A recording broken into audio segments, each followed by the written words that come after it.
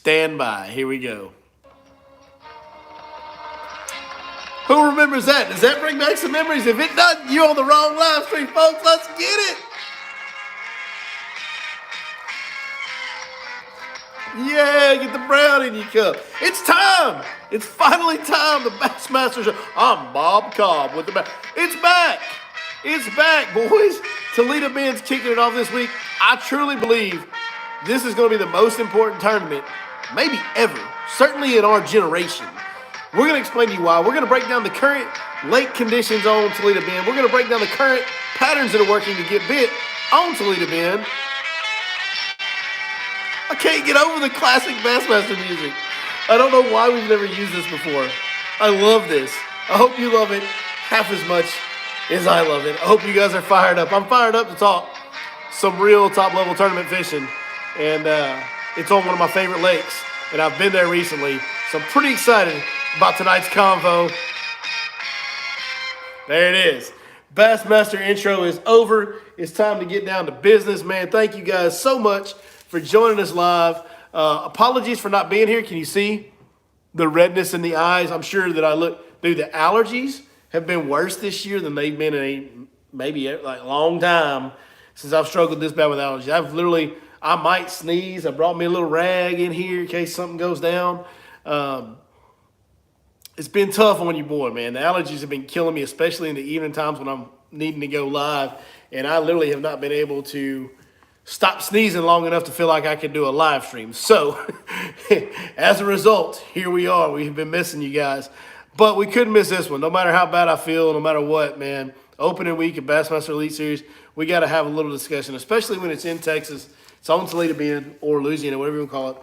It's partially in Texas. Most of the fish are going to be caught in Texas. We all know the Texas side of Toledo fishes a little better than the Louisiana side for the most part. So, yeah, most of the fish will be caught in Texas this week. But I'm excited about it. I love the lake. I'm repeating myself. That's what I do. It is going to be a very important tournament. We're going to tell you why. But first, I want to tell you guys a little, I want to talk to you guys a little, tell you a little story. Let's have a little conversation, if you will. I got quite a few folks joining us, man. Thank you guys for joining us as always. If you don't mind, comments, questions later in the deal, we'll answer some questions. But, man, share this thing. When you share it, it helps us more than anything else. We really appreciate you guys sharing. The subscribing, all that stuff's great. Commenting, all that stuff's great. Sharing is the number one way to help us. So really appreciate that if you can do it. Tell y'all a little story about today. Everybody wants to be a fishing guide. Everybody thinks being a fishing guide is like some fun. I'll say, man, you get to go fishing every day. Yeah. Even on days you probably don't want to go. When everything's going wrong, you're still going fishing, bud. Everybody wants to be a fishing guide till it's time to do fishing guide stuff. And it is not all, unicorns and rainbows and catching big fish and watching people catch big fish. No, it's not all of that. Real quick question, Steve Lake wants to know, can my boat lane chip be purchased at the Minnow Bucket? No, I will not do business with the Minnow Bucket for the foreseeable future until they change owners again to somebody that I can stand. So, it is what it is, man. I don't like the people that bought the Minnow Bucket. And they're not doing business the right way over there. I ain't going to bash them, but, I'm not, nope. But if you want one of my boat lane ships, man, just give me an email, give me a text. It's all on the website at yourlakefortguide.com. Reach out to me, and I did it today. I met a guy after my guide trip today to give him a boat chip on the lake. I will meet you at the lake to give you a boat chip if you want one. If you can't find one in the store, holler at me. We'll make sure you get one. So today starts out, it's 30 degrees this morning. That's not fun. That's not comfortable. No big deal. We can handle that. The problem is it's 30 degrees after it's been 75 for most part of the last 2 or 3 weeks has been 70 degrees. And now all of a sudden it's 30 in the morning.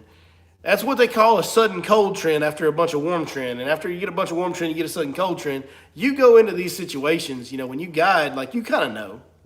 You know before the day starts most of the time how good it's going to be and how good it's not going to be. And there's some outliers here or there. And most days you're kind of like, well, it should be okay today. And sometimes it surprises you and is a little better. Sometimes it surprises you is a little worse. But there's certain days where you go, dude, we're about to bust them. Like, we're going to catch them today. And then there's certain days when you go, bud, we're going to be lucky to catch 3 or 4 fish today. Like, that's how I felt about today. And I told my guys that. I was honest with them. I was like, cold trend coming off a bunch of warm trend. This is going to be nasty tough. Man, we're freezing our butts off out there open and run this morning. We go through the day, we're grinding. Man, we're struggling. We're not catching many fish at all. It's just a tough day. It is, to be expected a little bit with the conditions. But, working hard, trying everything, man. We're fishing main lake, we're fishing backwaters, we're fishing mid-creek, we're fishing creek channels, shell beds, grass. Well, dude, we're doing it all. Like, I'm throwing the kitchen sink at them, trying to figure something out that I can get a couple bites on. And it's just not really happening. We got a couple bites, and that was it. And so now we're down to the last hour or two of the trip, and, man, you're trying to grind because you don't want these guys to – as a fishing guide, you never want your guys to go home and think, man, that dude sucked. He couldn't catch shit. Like, you never want your customers to think that, right? So that last hour or two of the trip, man, when it's been bad, like, you're grinding, dude. You're working hard. Running down the lake, all of a sudden my boat starts losing power, starts losing speed, but it's at the same – it's not losing power. It's got the same RPMs, but it's losing speed. Man, I freaking sit down and my motor is vibrating like I've done something horrible. I know what's going on. I've been here before. Broken ear on a prop without hitting anything. I didn't hit a thing and broken ear off of a prop, which I've seen happen before. It's rare, but it does happen. So, guide trip ends poorly. Had a long idle back to the boat ramp now with your boat just shaking the whole time you're idling back. Get home, get the kids lined out, get stuff taken care of. Go to take your prop off, put your new prop on. Oh, but wait, there's more, folks. Since the prop ear came off while we were on plane with a lot of torque on the motor, guess what? Yeah, it bent the prop shaft. So now we've got to go cancel tomorrow's guide trip, and we've got to go figure out the prop shaft and possibly even a whole new lower unit. And we've got 24 hours to do it because we got trips on Wednesday, Thursday, Friday. You know how it goes this time of year. So there goes that $600 from tomorrow. It's gone. See you later. Yeah. Thank God for Skeeter's. Thank God for Nautical Mile Marine, their service department, Mr. Joe that runs that. Thank God for him. Thank God for Skeeter Boats and my buddy Austin Fowler that works over there in their service department that had me a new prop at my house when I got home today, basically, a little bit after I got home. Went out of his way to drive one to me.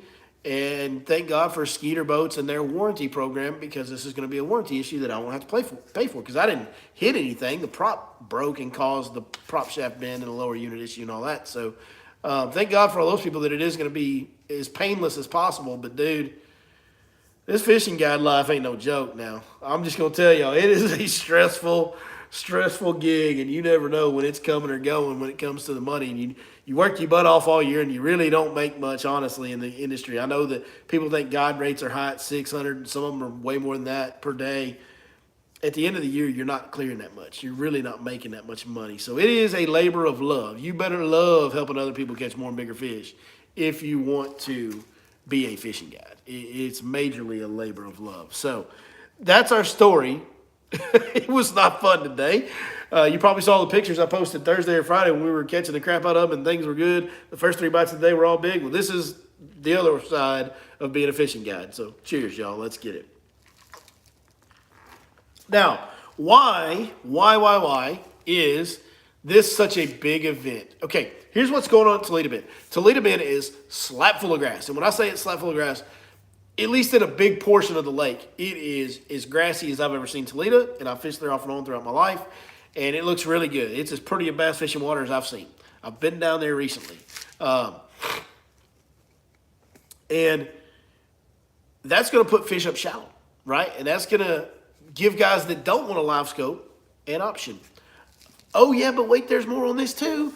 Look at what's going on with the weather. Yes, they experienced the same cold front this morning that we did at Fork, but if you look at what the weather's going to be doing, and I told my guys this morning because they're going to be fishing here at the end of the week, and I said, hey, by the time Thursday comes, it's going to be real good. And by the time Friday comes, it's going to be balls to the wall. I showed them some shallow areas. I'm like, you go here, here, and here. You're going to catch their freaking rear ends come Thursday and Friday. That's going to happen at Toledo too, in even more extreme case, because they're going to be a little bit warmer than we are. Oh yeah, there's a full moon coming up next week. That's going to be drawing some fish in, getting ready for that routine. There should be fish not swimming, not jogging, not lazily making their way, but sprinting full out Usain Bolt 100-meter dash to the bank come Thursday and Friday, day 1 and 2 of the Bassmaster Elite Series at Toledo Bend. There's going to be fish sprinting to the bank. Now, there's still going to be plenty of fish that won't spawn on Toledo till late April, early May, that are going to be out on the main lake in the timber. And they're going to be able to be live scoped. That's going to be a major thing that you're going to see. The reason why I think this is the biggest tournament of our generation, if this is nothing but a live scope fest, if this tournament this week, Bassmaster Elite Series, first stop of the year, if they go out there and everybody you see is that are leading is doing nothing but pinging a minnow, as they say, live scoping, finesse baits in front of the boat, boys, it's done. Like, the traditional way of fishing's over. If somebody can't get a top 10 finish getting up on the bank and getting in the dirt around some grass this week, this is the ultimate week to absolutely smash them Thursday, Friday, Saturday, Sunday on the bank in the back of a pocket with some grass in it. This is the ultimate opportunity for that. It's not going to get any better. The bank fishing is not going to get any better than this, even when they go to spawning, because you are going to have groups of fish filing into the backwaters that are there to eat before they spawn next week. Because I think a lot of them are going to, several that file in are going to spawn next week. The water temps are going to be right. You're going to have a full moon. That's going to happen next week. If you want to know when the spawn's starting, it's next week, in my opinion. So, but they're not yet. So these fish that are filing in there, making themselves really accessible in super shallow water, dude, like, they're there to eat. If we don't see a top 10 this week on the bank, it's over, dog. Like, from now on, all professional tournament fishing is live scope. That's it. And I get that it's a skill. I'm not knocking the dudes at live scope. It is a very hard thing to master. And there is an immense amount of, there might be more skill and more athletic coordination involved in that than any other way of fishing. Now, there's not quite as much natural instincts involved in it when it comes to understanding nature, I don't think, than there is to traditional fishing tactics. But there's definitely every bit as much hand-eye coordination, fundamentals, technique, discipline, boat control, all that stuff is more. There's more of that in live scoping than there is in any other fishing technique for bass. So I'm not knocking the guys that are doing it. They're earning it. They're earning their wins. But that is, I think we all agree, that's some boring ass shit to watch. Who wants to stand there and watch people live scope for freaking 6 hours a day? Nobody. Like, it is so boring. And thank God that Bassmaster's coverage crew does a better job of entertaining us during the down times of that than some other tournaments out there that we're not even going to mention today. So we do have Mercer and Zona and Tommy and Davey to rely on when the tournament gets boring. They can keep us a little entertained, a little better than some other crews. But, bro, like, I'm excited to see how this shakes out. It's going to be very, very interesting. I want to see somebody get up there and dob a little swim bait around or a chatterbait, or, you know, maybe do some flipping or you know, whatever it is to catch. So I want to see John Cox go up there and get – John Cox, we need you, baby. We've never needed John Cox and Greg Hackney to show up more than we do this week. And this should be in those two guys' wheelhouse. If there was no live scope on Earth, that's two of the best picks you can make this week would be John Cox and Greg Hackney. Because these fish are going to be sprinting to where those guys are comfortable. And where those guys are really good at catching big fish, fish are going to be piling in there. So John Cox, Greg Hackney, the entire weight of the bass fishing fandom world rests on your shoulders. It really does. It really kind of does, man. Like, that's what's going on. So that is what I was saying. That's why I said this is the most important bass fishing tournament ever. And it might be, because if this isn't all scope, if the whole top 10 is scoping, bass fishing's never the same again. Never. It's just not. There's no way. So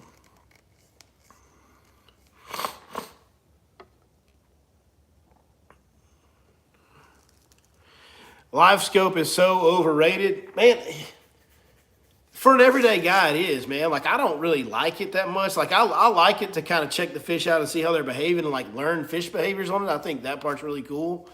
But like standing there staring at the screen trying to chase one down, like, and I love sight fishing as much as anybody on earth. But for some reason, like when you gotta like chase those fish down on the live scope, like if they'll just sit there and let me ping them and I can look at them and they'll kind of be in a general area and stay relatively still, I do the live scope thing. I will do it. But like if they're around a brush pile and I can just sit there and ping that brush pile and around it and I can see that fish and I can throw my bait and watch him react to it, I love that. That's fun as hell.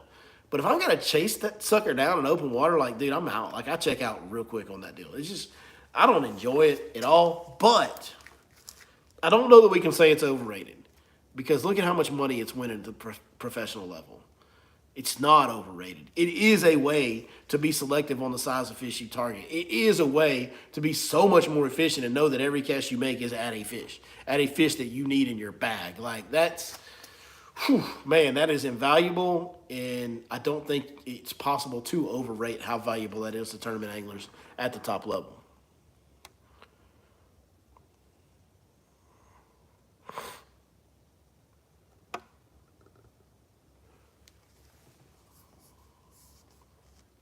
Just reading some comments here.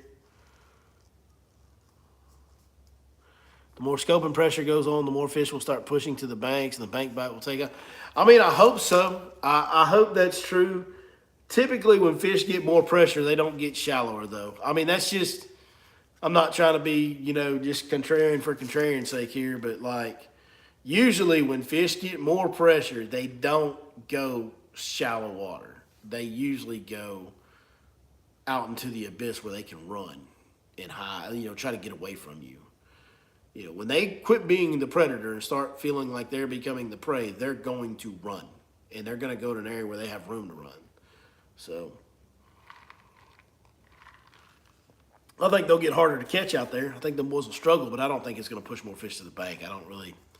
Now, what it might do is take a lot of pressure. Over time, it might continuously start to have an effect where the shallow fish that are residential shallow fish have less pressure on them, and now you can catch them better. Now, that is, in my opinion, something that could take effect. Will it ever get good enough where the shallow guys will dominate the live scopers? I doubt it, because they only need 5 bites, man. They don't got to catch very many fish. 5 bites is not very many bites in a day.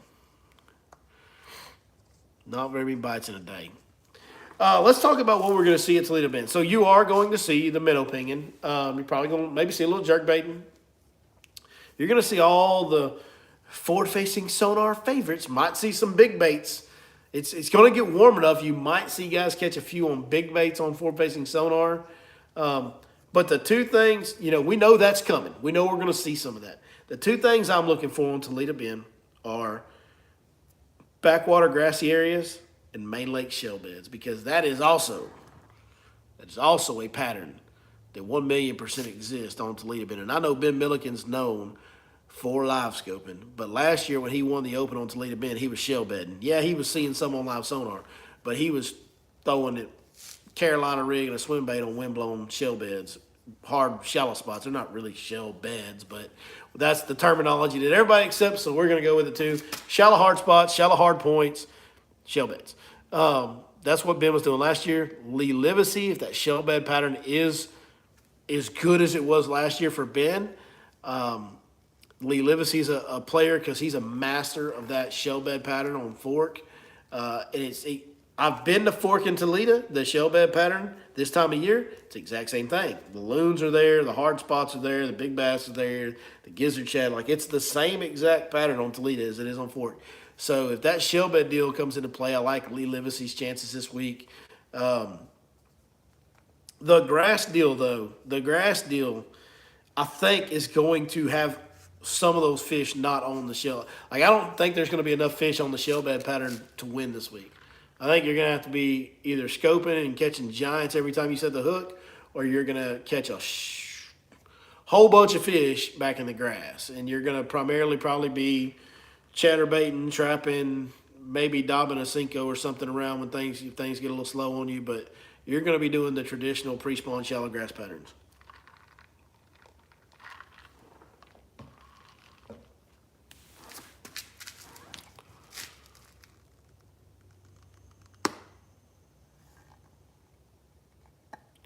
Holy crap, we got a troll in here.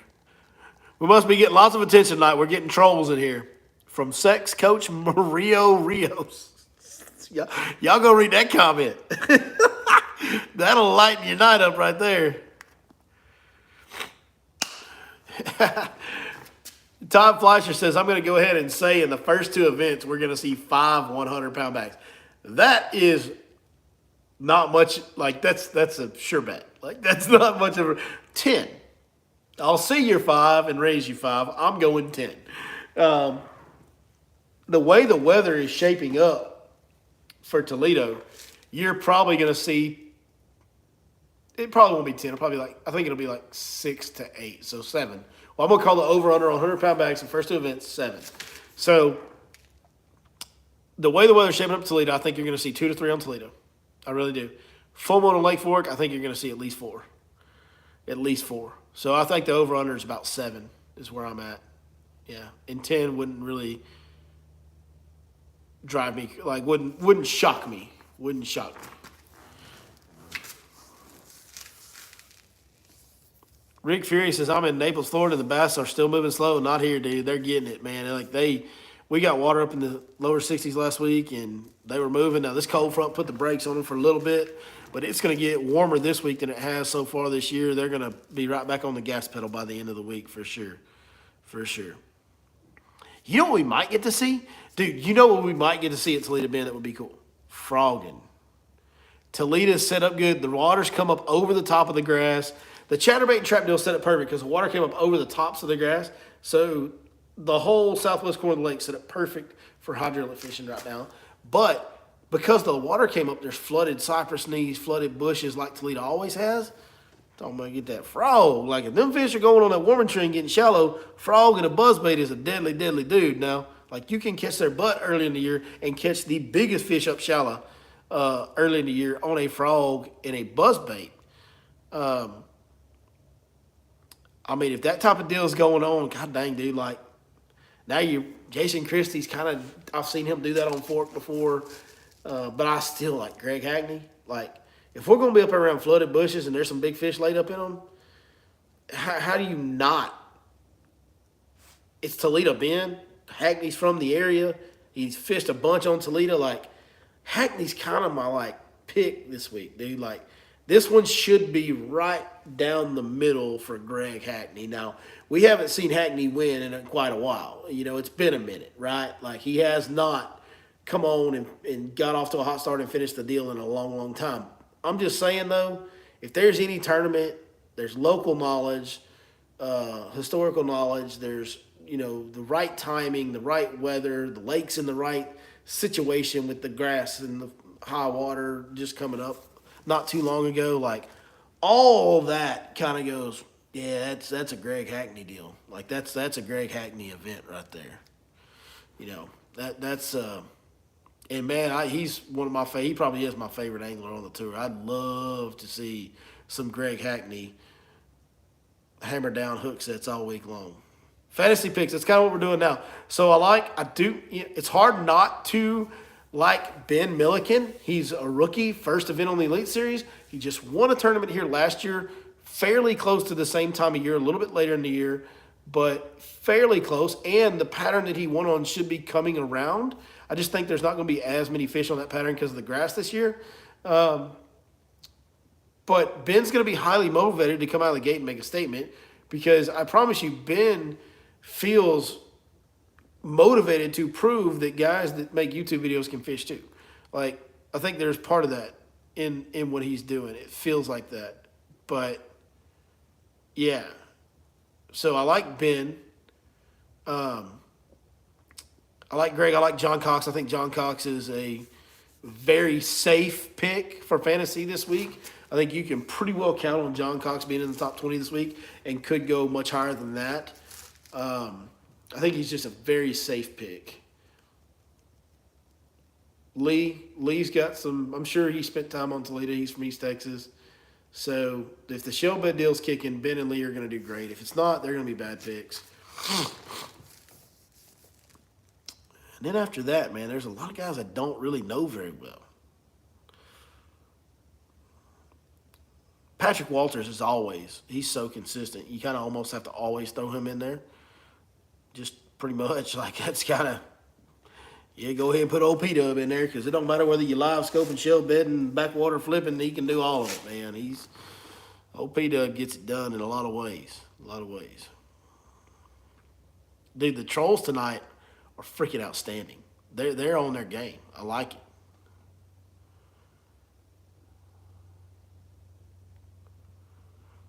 Scott Martin will do good this week, I think. I don't know, maybe. I mean, yeah. It's never, I don't think he's fished so many different places for so long. It's kind of hard to ever say he's a bad pick. But I don't know. I'm not really feeling the Scott Martin thing this week. Never know, man. That's one thing about this sport. The one thing I know for sure, for certain about this sport, 100% guaranteed, I don't know. That's the only thing. Yeah. Steve Lake says, I really think you're right about Ben. He wants to prove he belongs. Yeah, there's going to be a chip on his shoulder. He's certainly the most high-profile rookie because of his YouTube following and all that. Yeah.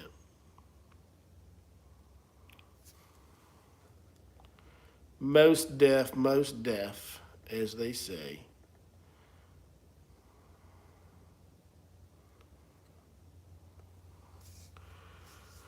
Am I going to come to the Classic at Grand? I will not be at the Classic at Grand. I am, it's hard for me to get away from home these days. It really is, guys. We finished basketball season this week, and then the following week we got a baseball draft, and then I'm on the baseball fields coaching the baseball kids. And actually, we've already started. So me and some of the kids that we know are coming back to the same team, we've already started baseball workouts for the year. So, yep, it's I don't get to leave town very often. When I do, it's a one-day turnaround like I've been doing in Rayburn and Toledo here lately.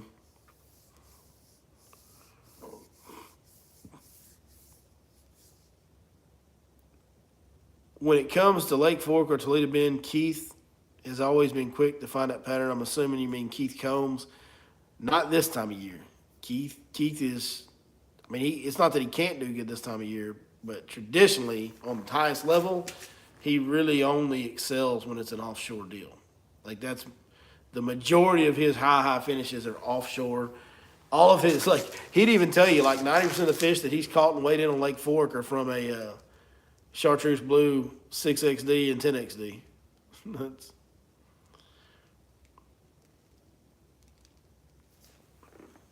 Dude, these troll comments, I'm digging these troll comments. They are legit tonight.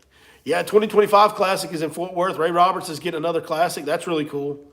I'm looking forward to that one. I hope I'm going to get to be at that one. I don't have any idea yet, but I would love to be at that one. People are laughing at these comments. These comments are crazy. I love it. I love chaos. What is my favorite lure? Probably a chatterbait. If you can't tell from watching the videos that I have put out this year, all of them predominantly feature a chatterbait. So I really, really like fishing a chatterbait a bunch. What's this channel about? Apparently it's about reading troll comments because you guys are doing real good tonight. I'm proud of you. Eli Ramos, appreciate you being here, bud. Ray Roberts has been on fire. I've heard Ray Roberts has been fishing a little better. I have heard that from a couple different guys. That's good.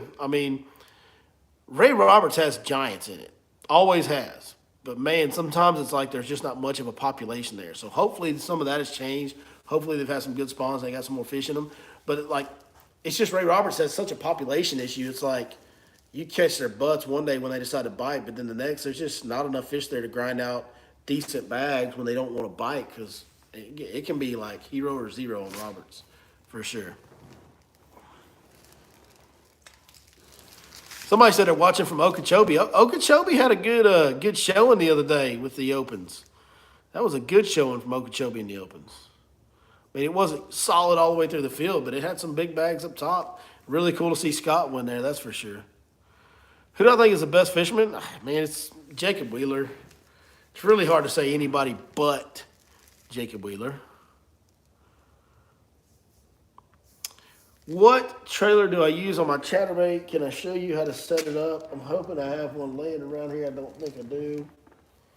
I've got enough baits laying around here to start a tackle store, but of course I don't have a chatterbait trailer. I use a Lake Fork Tackle Live Magic Shad. It's pretty simple to set it up. You just there's slots in a live magic shad. There's swim slots, and the hook point, the hook belly comes out. That part of the hook comes out right in front of the first swim slot. But the Lake Fork Tackle Live Magic Shad is hands down the best chatterbait trailer. The key is the horizontal tail, the bulky body, the swim slots, and the horizontal tail. It's the only one that has all three of those. By far, is hands down the only one that has all three of those, and that is the deal on a chatterbait. Man, it always has been. All the tour pros have always had Lake Fork Tackle Live Magic Shads in their boat to throw with chatterbaits. Every one of them throw a chatterbait has Lake Fork Tackle Live Magic Shads. Now, when they're on camera, they're going to tell you they're throwing a Yamamoto Seiko, or they may throw a Yamamoto Seiko or a Strike King Blade 8 or whatever. Well, the Blade 8 is the Smash Tech one. They're going to tell you they're throwing one of them other ones that's, all these companies started knocking off the Live Magic Shad, putting the swim slots in the bait, but they all did vertical tails instead of horizontal. It doesn't have the same action. That's the difference. Color and where can I get them? Depends on what color chatterbait that you're throwing. For the Live Magic Shad, I just match the chatterbait color. So if I'm throwing Clearwater Shad, they have a color called Magic Shad that matches that really well. If I'm throwing white, I throw pearl. Green pumpkin, black and blue. Blue bruiser is the color. But I just match the colors on the chatterbait in the trailer. And where can you get them? Bass Pro Shops did sell them for a long, long time. I think Bass Pro Shops still sells them. You can go to lakeforktackle.com, or maybe it's lakeforktrophy.com, but they have a storefront also right there in Emory, Texas, right by Lake Fork.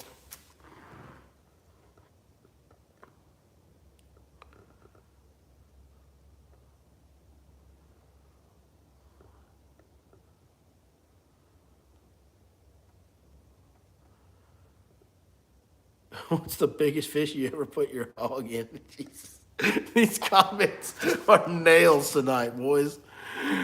When a pro fish Toledo, do they have to get a license for both Texas and Louisiana? No, you don't either. I have a Texas fishing license, so I can fish anywhere I want to on Toledo Bend. I don't have to have a Louisiana fishing license. Either or will work on Toledo Bend, or Caddo for that matter, which also splits the Texas-Louisiana border. It's a good question. Very cool question. Do you hunt, and what do you hunt if you do? I don't personally hunt.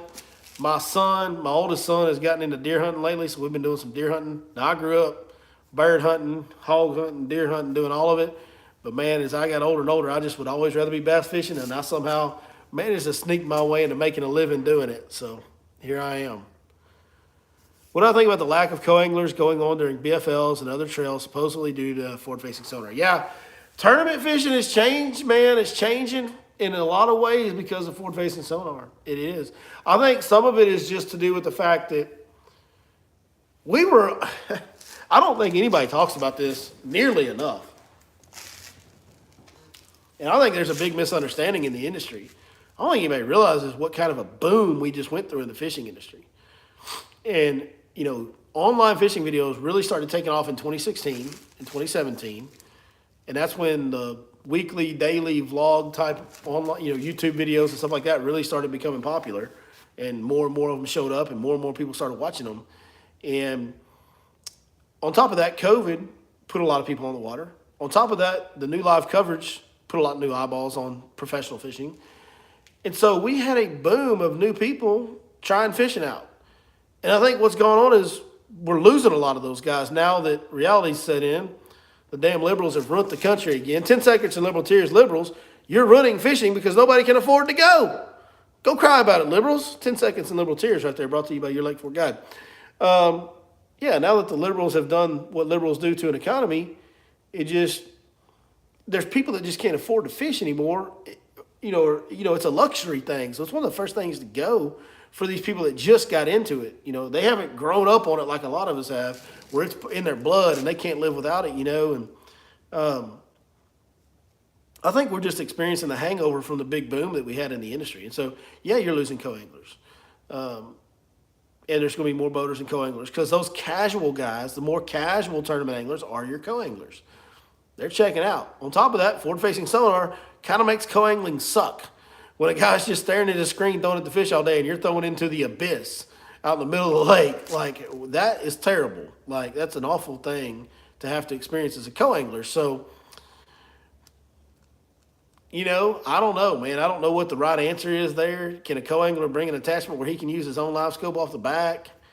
Maybe there's something that can be worked out there in that kind of way. But, tournament fishing is teetering on the edge of going through a major, major reset. I'm talking about the whole thing getting blown up and started over with, limited fields as far as numbers for pros. And we're already seeing MLF go to that. And yeah, tournament fishing is hovering around big changes. Big changes. That's all I can really say.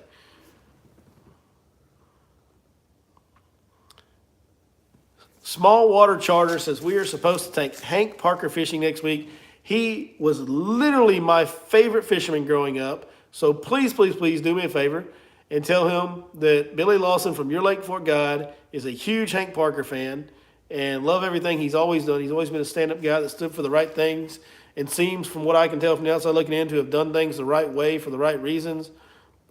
Big, big Hank Parker fan in me. Please tell him I said that. What did I catch my PB on? My personal best is not as big as some of my customers, but as a lot of my customers, but my personal best was 11 pounds, and I called it sight fishing on a bed with a little creature bait. I've never fished Bussy Break. Have I ever fished Bussy Break? No, I have not fished Bussy Break. I would like to.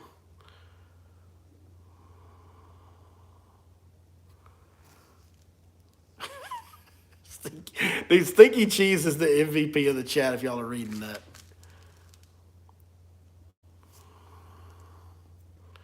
Holy cow, this is amazing. Favorite bourbon? I'm a Crown Black guy, which isn't a bourbon. It's a Canadian whiskey. I like Crown Black. There used to be a bourbon, a Red River bourbon, that I was pretty fond of. I don't even know if they still make it, but I liked it pretty good. The old nose is running. The allergens are kicking in.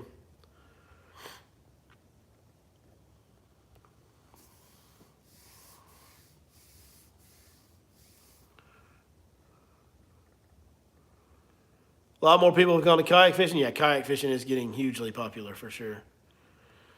Do I think live scope is hurting the industry? It's hard to say overall, man. It's really hard to quantify. It's hard to measure it all. Because in some ways, yeah, it probably is. But in a lot of ways, it's beneficial to the industry. I think it's got a lot more guys thinking they can compete at a very high level. And they're donating money to the tournament organizations is what they're doing, and the other guys that are competing. That's for sure happening. I think that Garmin and Lowrance are making a lot of new dollars, and they've experienced some growth because of live sonar. So has it taken some people out of tournament fishing? Probably, especially. But the ones that it's taken out were not the guys that were all in.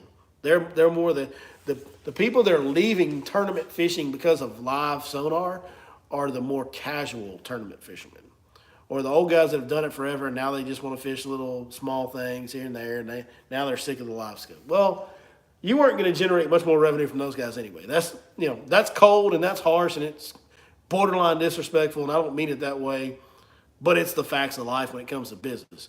Those old dudes that've been there, done that, that are getting the most angry about live sonar for the most part, or what it seems like for the most part, they were never going to generate very much more revenue to the industry anyway. They just weren't. So the young guys all like it. It's good for the industry as far as financials go. That's what I would say.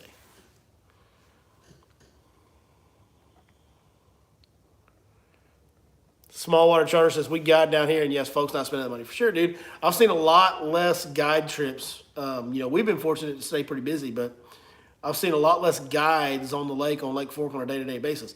I've seen a lot less people stay at the hotel over the last couple of years. Like, the fishing industry is in a downturn. I don't care what Bassmaster tells you about their numbers this week. I don't care what the other idiot organization tells you about their crap. They've proven they can't be trusted. They lie about everything, even to their own anglers. But I see it. I live in the industry every day, and I can definitely tell you that there is a downturn for sure. as far as the travel and the money being spent and all that stuff. Can I name a plane? Any plane? Yeah, I can name some planes, dog. F-18 Hornet, F-22 Raptor. Do Marine Corps aviation planes count? Because I know some of those.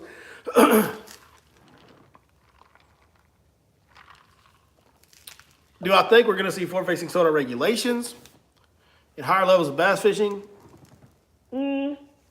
Not for a while. Not until, here's the thing, bass fishing is very stuck in their ways, very old school, very behind the times. The culture of bass fishing is, especially the older people that are running things in those organizations, and they're going to be the last to change. And so they're not going to do anything about forward-facing sonar till the cart is out of the barn, so to speak, and it's probably too late to really matter at that point anyway. So.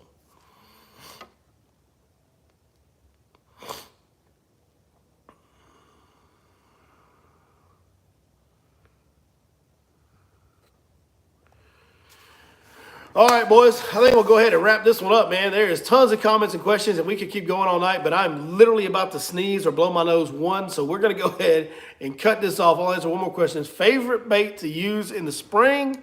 I like looking at them, so I like the Texas Red Creature bait, but my favorite overall bait, if I can't sight fish and I'm just going fishing, is probably going to be a chatterbait. I love the chatterbait. I'm really a big believer in the chatterbait, so, yep. All right, thank you guys so much for joining as always. Hope y'all enjoy. It's time, man. Bassmaster Elite Series is starting. Y'all check it out this week. Should be a very, very interesting event. Let's see how this goes. Is anybody going to be in the top 10 that is not forward-facing sonar fishing? If it doesn't happen this week, I don't know when it's going to happen. This is the week that somebody should be able to have a high finish, not looking at forward-facing sonar. So we shall see. Appreciate you guys. We'll see you next time right here. Cheers, y'all, on your Lake Fork Guide. Do I like food? Have you seen any of my videos from the side profile? Like, bruh, come on.